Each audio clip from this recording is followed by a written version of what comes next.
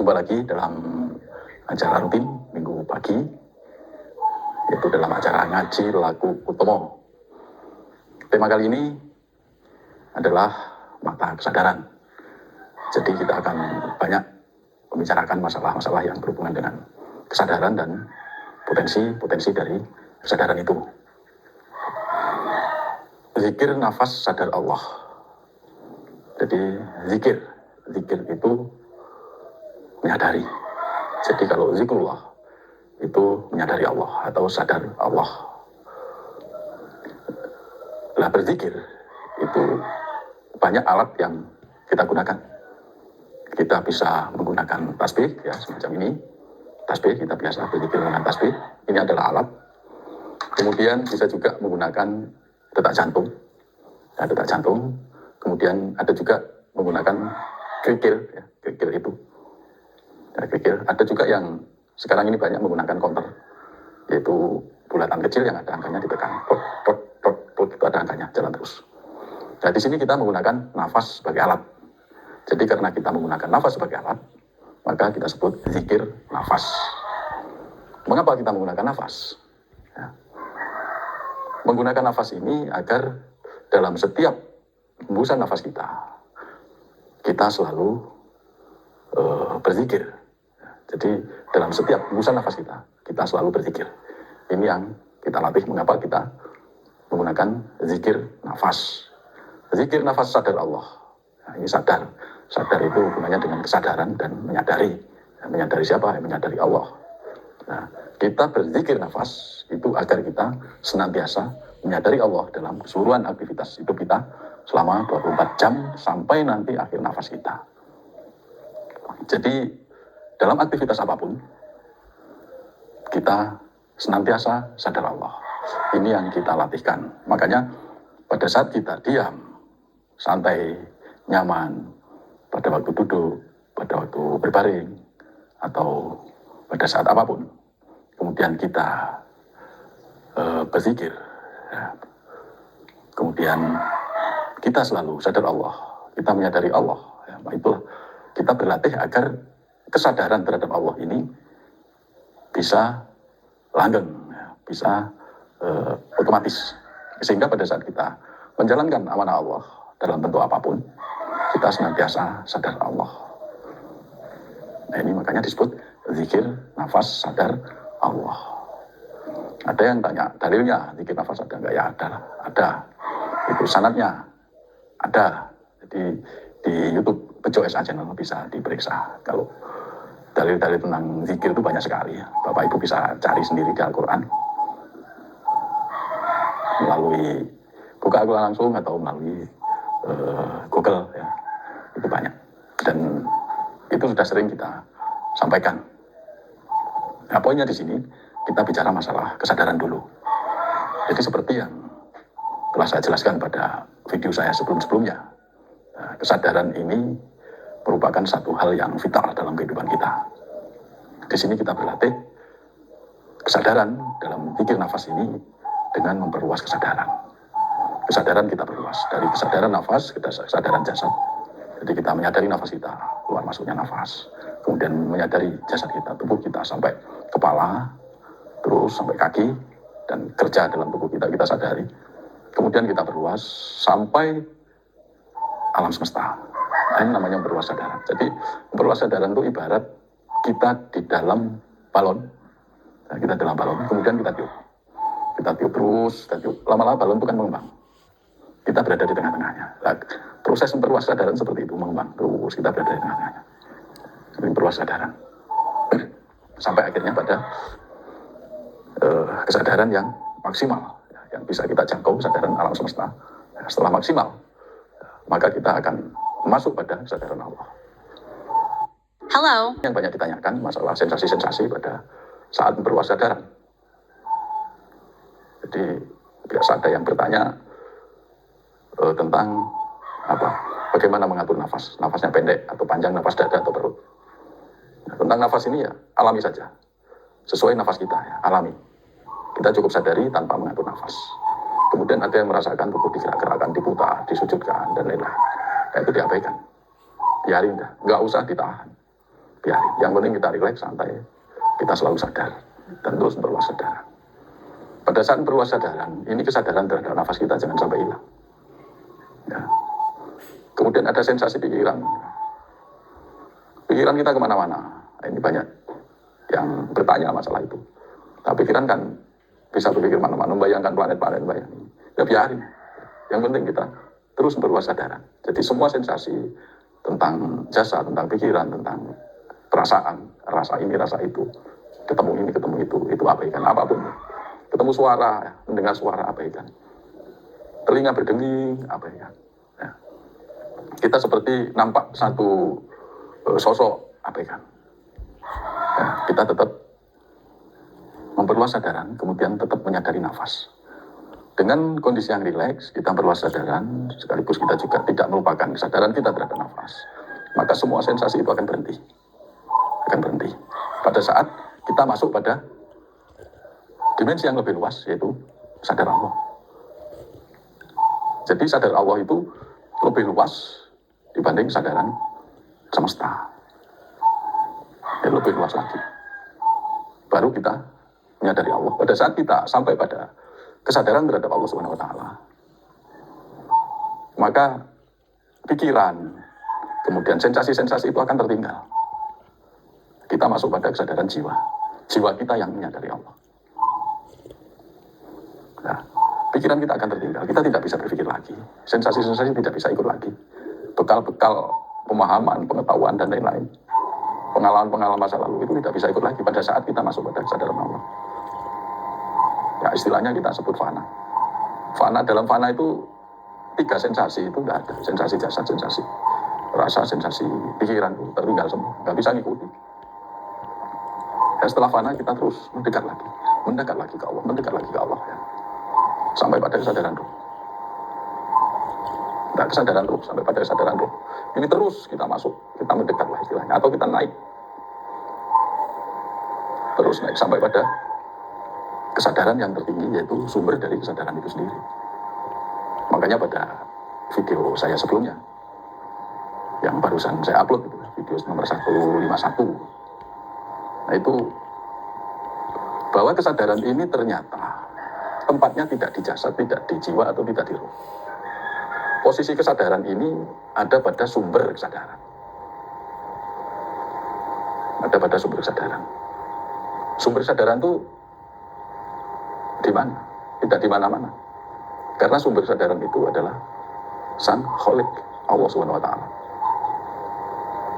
Nah, ini dalam kita berlatih zikir nafas. Sebenarnya kita menuju pada sumber kesadaran.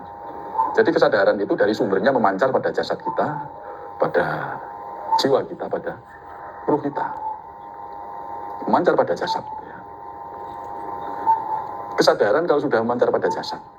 Ya, karena apa? Karena memancarannya itu tidak hanya pada jasad, pada ruh, pada jiwa, pada jasad.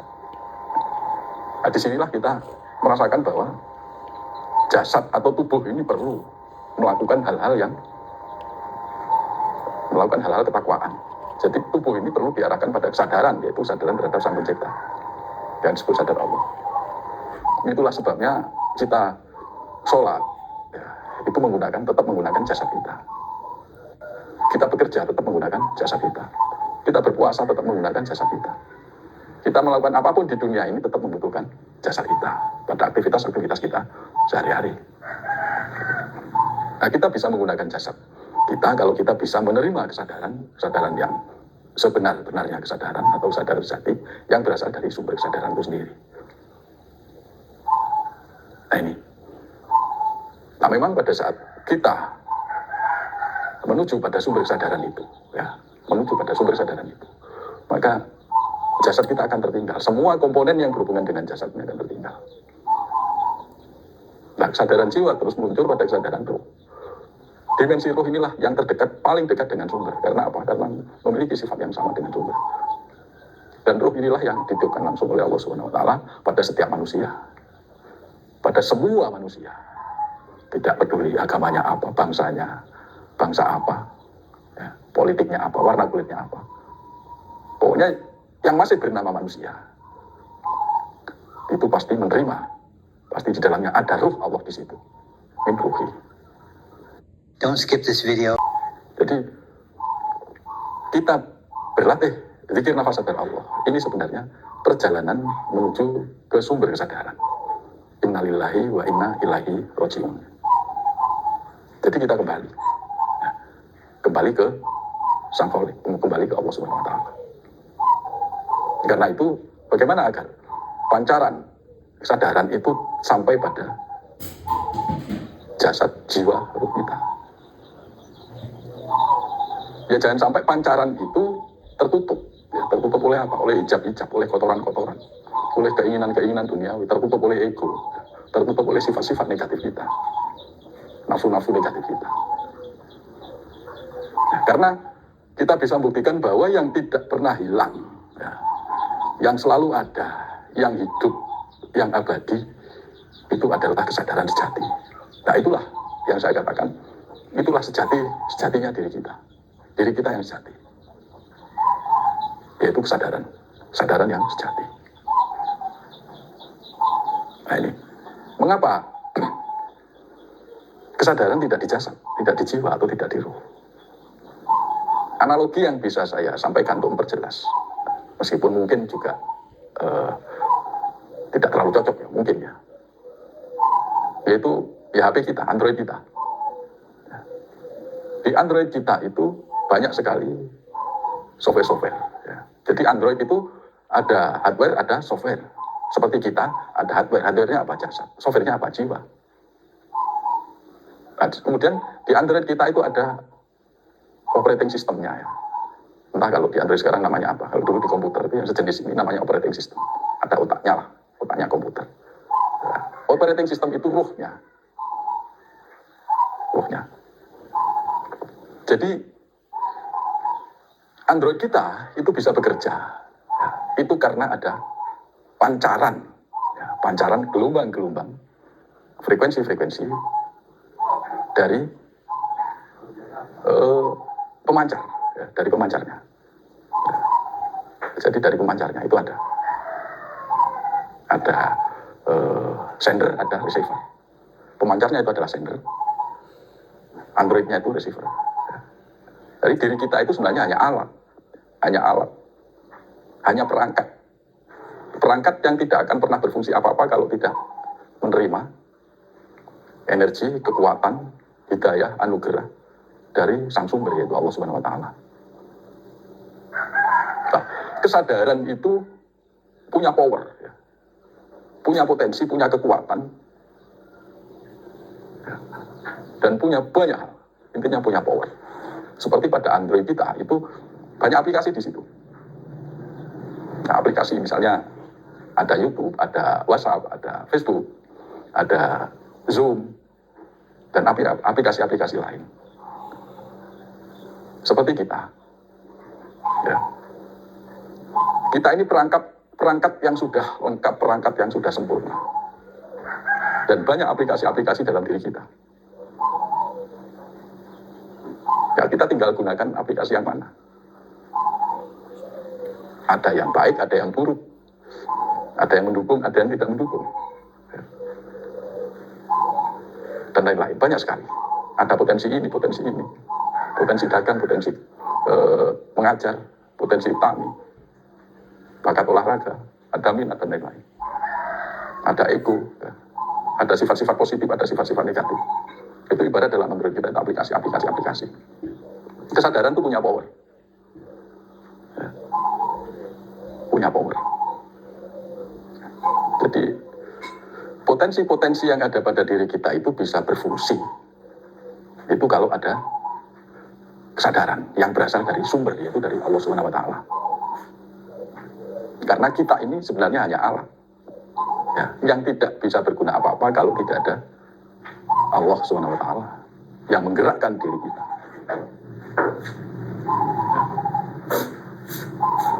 Salah satu potensi yang diberikan Allah apabila kita istiqomah dalam berzikir nafas adalah tajamnya kesadaran kita dalam menerima ilham.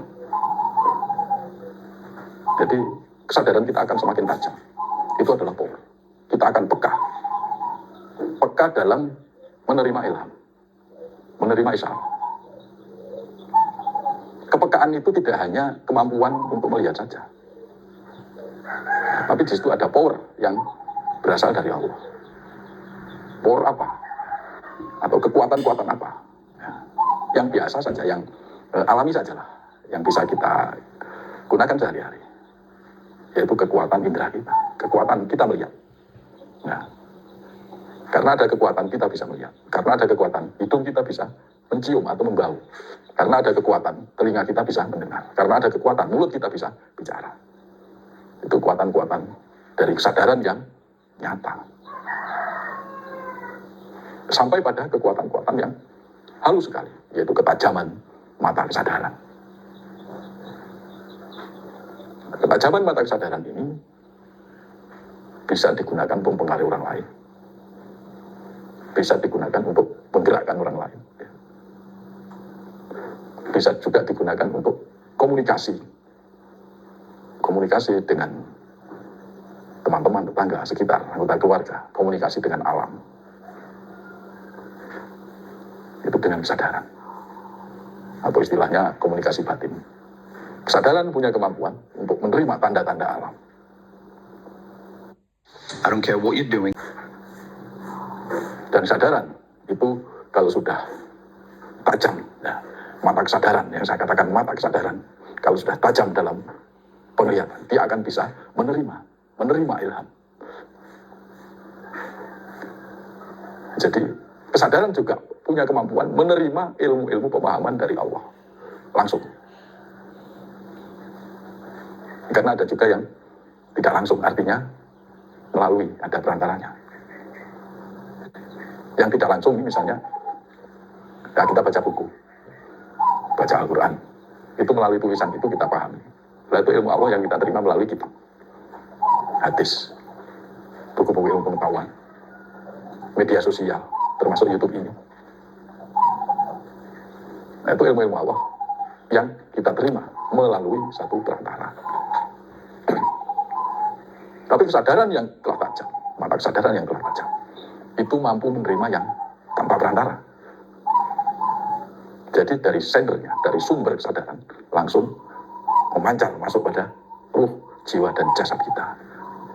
Potensi ilmu pengetahuan itu langsung masuk pada ruh, jiwa, dan jasad kita. Ini. Jika mata kesadaran kita itu telah tajam, maka kita akan diberi kemampuan oleh Allah mampu membaca ilham, mampu membaca tanda-tanda dari satu amanah, dan mampu membaca perintah Allah yang ada, yang tersirat dalam tanda-tanda itu. Nah, contoh yang jelas-jelas saja. Amanahnya tak tubuh, tandanya perut lapar. Perintahnya apa? Kalau kita belum tajam, ya perintahnya langsung makan. Perut lapar, perintahnya makan. Tapi apakah mesti diperintah makan? Belum tentu. Kadang muncul juga, sudah ada tanda perut lapar, tapi di dalam tanda itu kita bisa menangkap, jangan makan. Nah, mengapa? Jangan makan. Pasti ada maksud Allah, pasti ada hikmah di balik perintah jangan makan itu. Nah, ini satu contoh. Nah. Contoh lagi. Kalau kita petani, amanahnya sawah, tanaman. Kondisinya, tandanya dimakan hama. Perintahnya apa? Nah, perintahnya mesti beli insektisida untuk membasmi hama. Tapi apakah perintahnya hanya itu? Apakah mesti itu? Belum tentu. Bisa jadi perintahnya biarkan. Karena apa? Karena kita mampu menangkap perintah Allah yang menunjukkan bahwa kita harus bersedekah pada sesama makhluk hidup. Dan kita sudah diberi perintah Allah bahwa Sekaligus tandanya bahwa makhluk hidup itu nanti akan memakan hanya sebagian kecil dari panenan kita. Sehingga kita tidak diperintah untuk membasmi hama itu. Maka tidak ayal kalau kita sering mendengar cerita-cerita ya, bahwa seorang waliullah, seorang kasih Allah ya, yang tidak tega, tidak tega dan tidak pernah membunuh hewan apapun. Nah, bahkan hama-hama itu dibiarkan karena mereka adalah makhluk Allah dan perlu hidup. Di rumahnya ada tikus yang dibiarkan. Karena apa? Tikus itu hanya numpang hidup. Kalau tikus itu hidupnya di rumah, kemudian kita usir, tidak boleh di rumah, dia akan kemana? Ya kalau tikus got, ya, dia akan di got. Kalau tikus rumah, kemudian dia tidak berani walaupun hanya memetik daun tanaman atau mematahkan batang pohon, ranting-ranting, nggak berani. Oh, Jacques. Karena apa? Karena beliau sudah sangat peka dan beliau sudah menangkap bahwa pohon itu berzikir juga pada Allah, pohon itu bertasbih. Dia akan punya kesadaran yang tajam, kesadaran yang lembut dengan melakukan itu. Dengan kesadaran yang tajam, maka kita akan lebih bisa untuk peka terhadap kondisi sosial, peka terhadap tetangga-tetangga kita yang membutuhkan bantuan kita. Kita tidak akan tega makan nasi dengan bermewah-mewah, sementara tetangga kita itu masih kelaparan.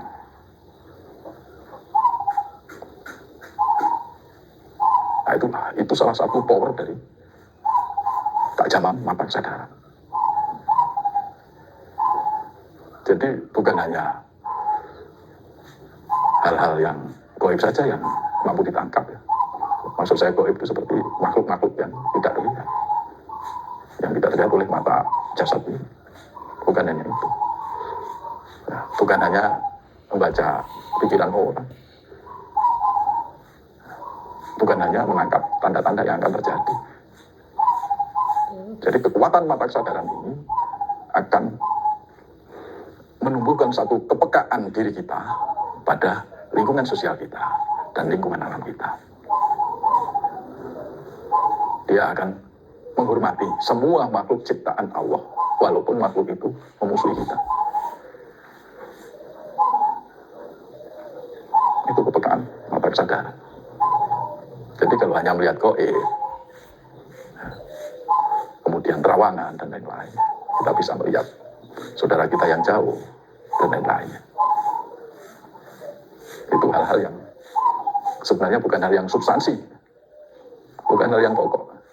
Itu hal yang sifatnya enteng-enteng saja, yang seharusnya juga kita abaikan. Karena apa? Karena hal-hal yang seperti itu lebih cenderung bisa memperdaya kita untuk berbelok dari ketauhidan.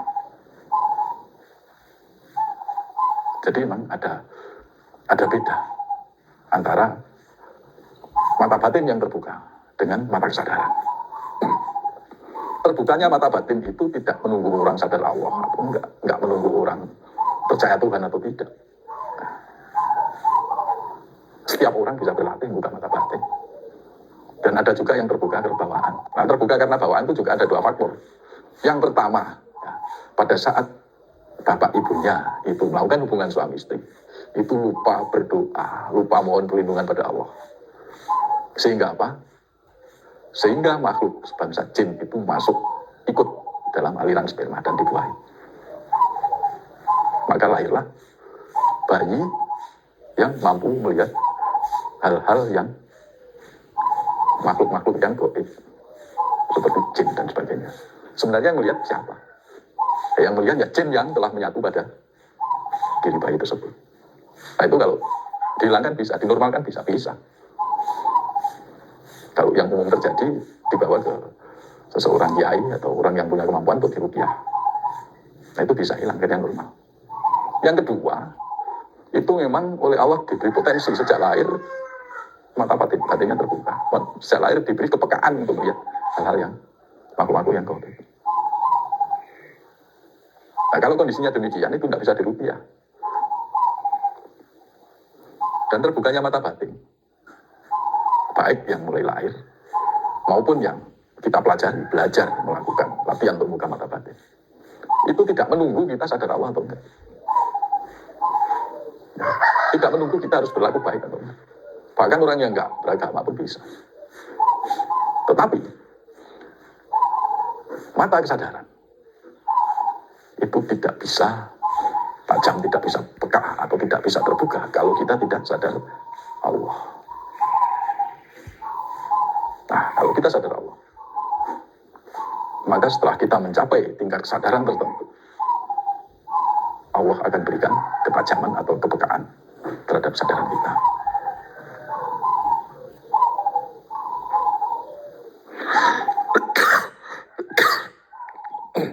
Maaf, mari minum.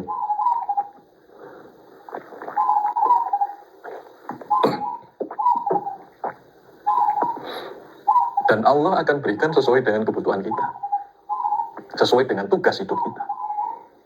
Jadi Allah tidak memberikan sesuai dengan keinginan kita, tapi Allah berikan sesuai dengan tugas hidup kita. Karena itu, apa yang diberikan Allah pada kita, itu pasti sesuai dengan tugas kita dalam kehidupan ini. Jadi Allah tidak mungkin salah. Allah Maha Benar. Nah, inilah mata kesadaran. Apakah bisa dilatih? Bisa.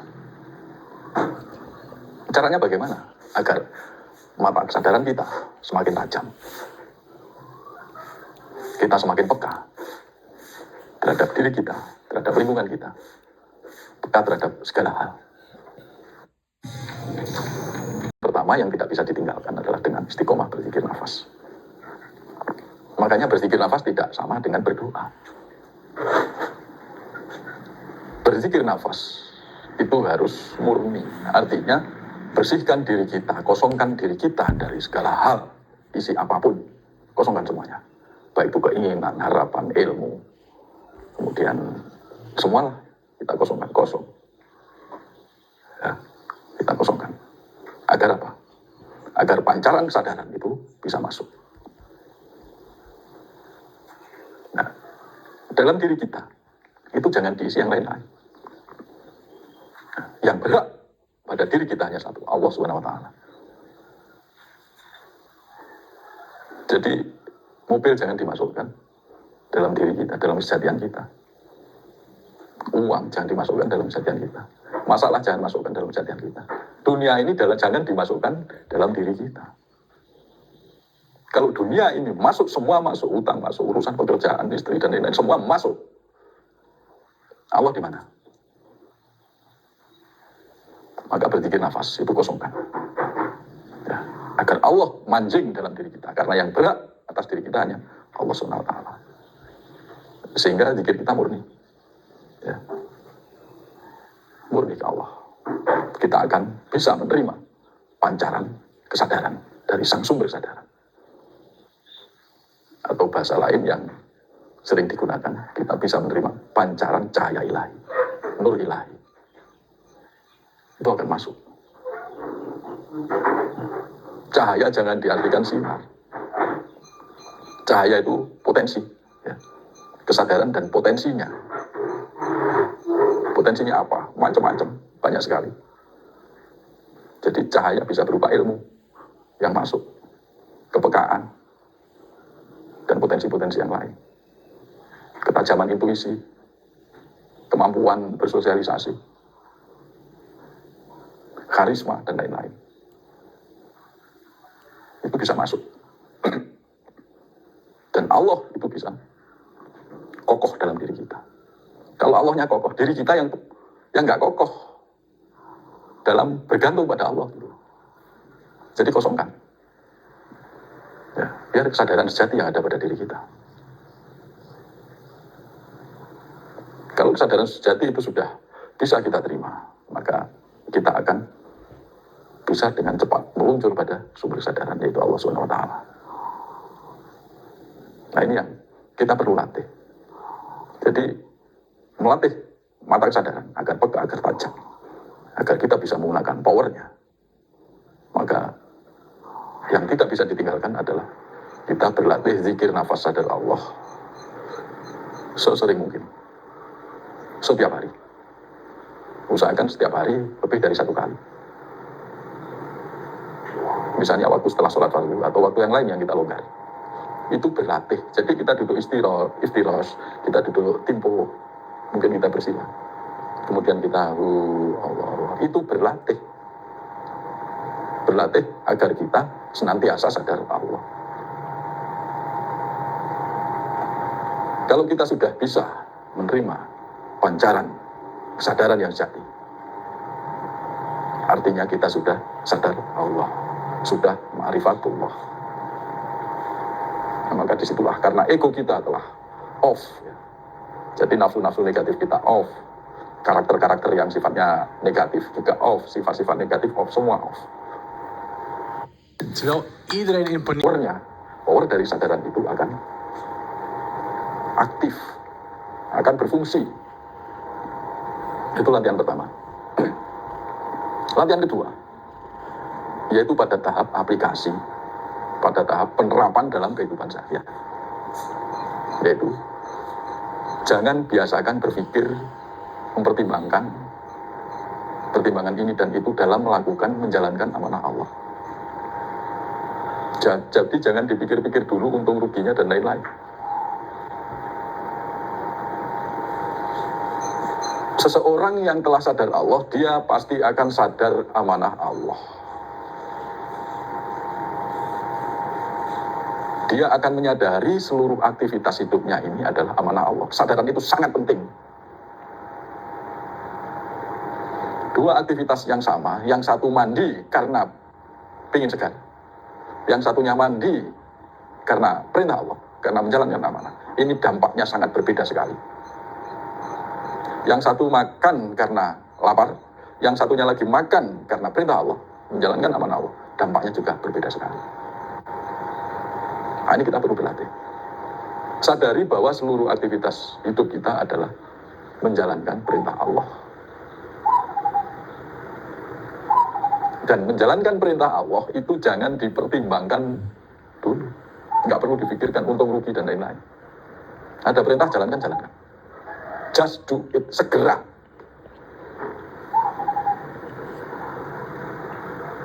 Ada perintah mandi, ya udah mandi. Nggak usah dipikir, waduh ini kalau saya mandi sekarang dinginnya, saya harus pakai sabun ini dan itu. Ini waktunya dingin kok suruh mandi oleh Allah. Ada perintah mandi. Ya mandi saja, nggak usah dipikirkan. Kalau dipikirkan kita nggak jadi mandi. Ada orang kelihatannya butuh, tahu-tahu ada perintah suruh bantu, udah bantu saja. Setelah mandi tadi, itu juga nggak usah dipikirkan. Untuk jangan-jangan nanti saya sakit. Atau kalau gitu, mestinya saya mandi agak siangan. Dan lain-lain.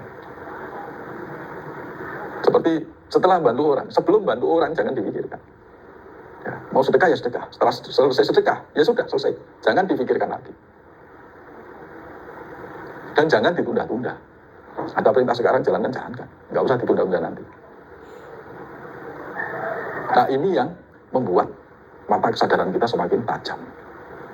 Kalau kita menunda-nunda bahkan tidak melaksanakan, nah ini akan menjadi tumpul. Kepekaan kita akan menjadi tumpul. Akhirnya kita tidak bisa lagi nangkap